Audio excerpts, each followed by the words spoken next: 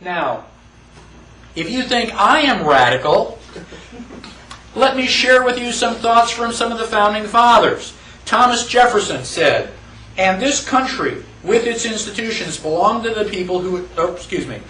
Thomas Jefferson. "And what country can preserve its liberties if its rulers are not warned from time to time that this people preserve the spirit of resistance? Let them take arms. The tree of liberty must be refreshed from time to time with the blood of patriots and tyrants." Right? We are talking bloodshed if necessary. Abraham Lincoln.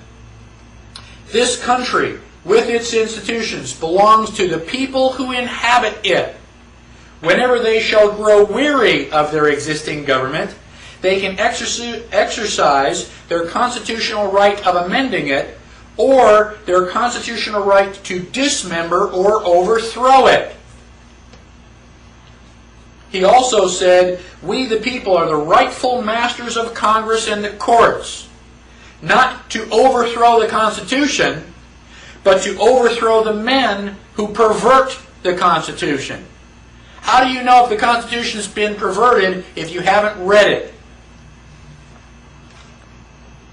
Let me give you a little commentary on the Holocaust. The Holocaust is generally deemed to be the worst travesty in human history. 5 or 6 million Jews. I don't know what the actual count was, but it was a lot of people. They did a genocide. They tried to wipe out an entire race.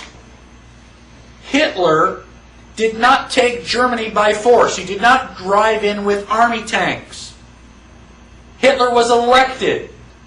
Anybody have any idea what the vote count was? What his percentage of the total was? 98% in Austria-Hungary. That's just about everybody. Everybody voted for Hitler because he was going to solve all their economic problems. Did Hitler get elected on Monday and start throwing people into ovens on Friday? No. It was a gradual process. The first thing that Hitler did was start to write newspaper articles. Everything that was going wrong was the Jews' fault. They're the ones that caused all of these problems. Did the Jews write their own newspaper articles and go, "I disagree"? Well, not that I can think of. I've never read any newspaper articles that, contradicted any of that. So then the Jews had to wear the Star of David so we can tell who you are. Did they say, "No, that's a violation of my privacy. I don't have to tell you whether, I'm Jewish or not"? No. The Jews decided, well, it's a religious symbol.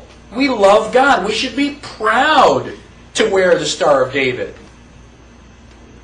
Eventually, the Germans came in and they broke all of the windows in all of the Jewish businesses in one weekend. Saturday night was known as Kristallnacht, which is German for Night of Glass. You couldn't walk up and down the sidewalks because they were filled with glass. Did the Jews rise up and say, "Now, damn it, you're violating my property. You shouldn't do that"?